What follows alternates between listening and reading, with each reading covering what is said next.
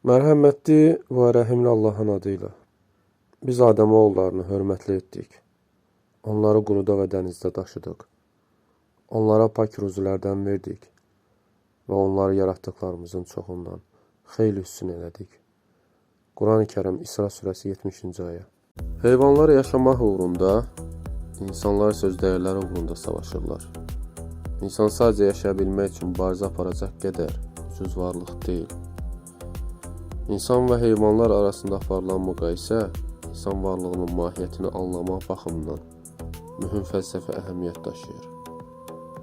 Heyvan davranışı bioloji ehtiyacların qidalanma, qorunma və nəsil artırma instinktinin nəticəsidir.